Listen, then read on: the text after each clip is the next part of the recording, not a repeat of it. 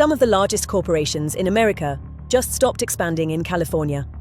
Not because of an election, not because of one politician, not because of a headline or a protest, but because the numbers finally stopped working.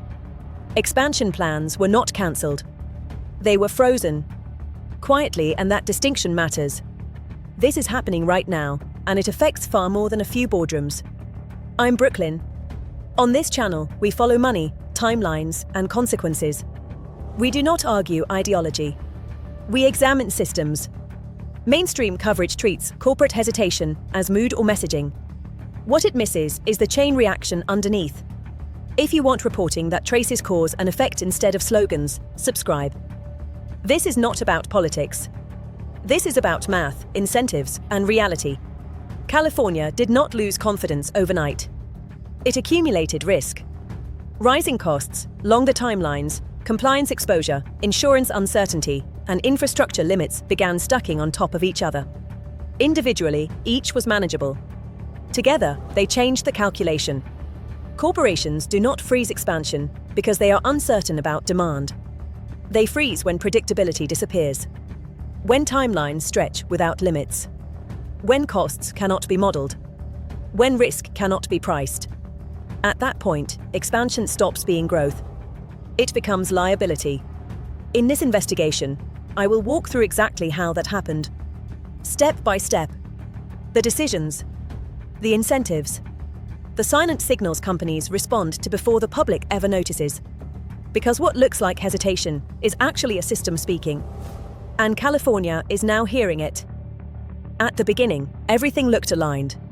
Press conferences, incentive announcements, carefully worded statements about leadership, innovation, and the future of clean manufacturing. California presented itself as the safest long-term bet for advanced industry. The message was consistency, stability, partnership. Officials spoke in milestones, new frameworks, updated standards, expanded oversight described as modernization. Investment packages were announced with round numbers and optimistic timelines. The tone was confidence, not caution. From the outside, it appeared expansion was inevitable. Corporations acknowledged this optimism publicly. They echoed the language. They praised collaboration. They announced exploratory plans, feasibility studies, and long-range commitments. But internally, a different process was already running. Expansion decisions do not begin with speeches. They begin with spreadsheets, cost curves, energy forecasts, labor availability, insurance exposure, regulatory variance across 5, 10, 15 years. Public messaging creates atmosphere. Internal modeling determines action. During this phase, the gap quietly opened. Government timelines assumed linear growth. Corporate models assumed friction. Every new requirement was logged, not debated. Every policy update was translated into cost, delay, or risk category. The public narrative framed investment as belief in values. Corporate evaluation framed it as probability. How predictable is the operating environment? How stable are rules over time? How often do assumptions need to be revised? None of this triggered alarms yet. That is why this phase matters. Optimism is not the absence of risk. It is the period when risk is still abstract. From the outside, expansion looked alive. From the inside, it was already conditional. Approval was no longer automatic. It was provisional. And once expansion becomes provisional, every new variable matters more than the last. The first warning never appears in public. It appears in internal language. Not as an announcement, but as a pause. Inside large corporations, expansion does not stop abruptly. It slows. Reviews are added. Assumptions are revisited. Timelines shift from quarters to open-ended windows. This is the moment when optimism turns procedural. Risk committees begin asking different questions. Not whether a project is viable, but whether it is still predictable. Scenario models multiply. Best case, base case, adverse case. Then something changes. The adverse case stops being hypothetical. This is when freezes replace cancellations. Cancellations admit failure. Freezes preserve optionality. They allow executives to wait without committing capital. On paper, the project still exists. In reality, it stops moving. One freeze means little. Two can be coincidence. But when multiple companies independently reach the same decision, within the same window, the pattern becomes visible. Not publicly, but internally. Corporate analysts track peer behavior closely. If one major manufacturer pauses, others ask why. If insurers adjust premiums. If utilities revise long-term pricing. If compliance timelines stretch again. Each signal reinforces the last. This is how contagion forms. Not through panic. Through alignment. Separate firms, using different data, arrive at the same conclusion. The environment has changed. From the outside, nothing appears wrong. No layoffs. No press releases. No political statements. From the inside, capital is already being rerouted. This is the first silent signal. When expansion plans remain on slides, but disappear from budgets. When teams are reassigned. When new hires are deferred. By the time the public hears anything, the decision is old. What comes next is not reaction. It is confirmation. At the stage, the problem is no longer price. It is time. Permitting is often described as a procedural step. In corporate modeling, it is a variable. Every permit introduces duration. Every review cycle introduces uncertainty. Time does not sit still on a balance sheet. It compounds. Expansion models assume sequences. Acquire land. Secure permits. Build. Hire. Produce. Each phase has a window. When those windows blur, the entire structure destabilizes. Delays are not just pauses. They expose capital. Loans extend longer than planned. Construction contracts require renegotiation. Equipment sits idle. Insurance coverage stretches into higher risk periods. None of these costs are catastrophic alone. Together, they erode confidence. What matters most is not the average approval time. It is the variance. When timelines cannot be bounded, forecasts lose meaning. Executives cannot tell investors when production begins. Suppliers cannot align delivery schedules. Utilities cannot guarantee capacity windows. Uncertainty forces conservative assumptions. Conservative assumptions reduce projected returns. Reduced returns shift projects from expansion to watchlist. This is where time becomes exposure. Wildfire seasons change. Grid reliability fluctuates. Policy updates land mid-review. Each delay increases the number of external risks touching the project. In internal reviews, timelines begin to carry risk weights. A 12-month permit is not 12 months. It is 12 months plus unknowns. And unknowns are unpriceable. At this point, the question is no longer how much the project costs. It is how long the company is willing to remain exposed without certainty. When time stops being predictable, capital seeks environments where it is. Not because they are cheaper, but because they are stable. This is how regulatory delay quietly turns into strategic retreat. Once timelines stretch, secondary systems begin to matter. Insurance is one of the first. Large facilities require layered coverage. Property, interruption, liability, environmental. In high-risk regions, those layers thin quickly. Wildfire exposure is no longer abstract. It is priced into premiums and exclusions. Coverage becomes conditional. Costs rise. Certainty falls. At the same time, infrastructure assumptions are tested. Modern manufacturing depends on uninterrupted power. Not occasional stability. Continuous stability. Electrification mandates increase load requirements. Factories are told to consume more electricity, while grids struggle to guarantee delivery. Capacity planning becomes a negotiation. Utilities offer estimates, not assurances. Upgrades take years. Permits overlap. Deadlines remain fixed. This creates a collision. Compliance schedules move forward. Infrastructure readiness lags behind. The factory sits between obligation and capability. Insurance providers notice this gap. Grid instability increases interruption risk. Interruption risk increases premiums. Premiums feed back into operating costs. None of this is ideological. It is actuarial. It is engineering. It is math. Executives begin asking narrower questions. Can this facility be insured without exemptions? Can power be guaranteed without contingencies? Can compliance be met without relying on temporary allowances? When the answers come back conditional, models tighten again. Projects do not fail loudly here. They stall quietly. This is where infrastructure readiness stops being supportive and becomes decisive. Not because systems collapsed, but because they could not promise stability on schedule. Let's use one major, realistic project to show how the numbers change the story. Imagine a corporation plans a 1.2 million square foot distribution facility in California. On paper, the project looks solid, even attractive. Baseline projection before delays. Construction cost, $420 million workforce, 1,800 workers average wages plus benefits. $62,000 per worker projected annual tax revenue, $18.25 million planned time to revenue, 18 months power demand, requires a major utility upgrade. Now, add the real-world factors that don't show up in the press release.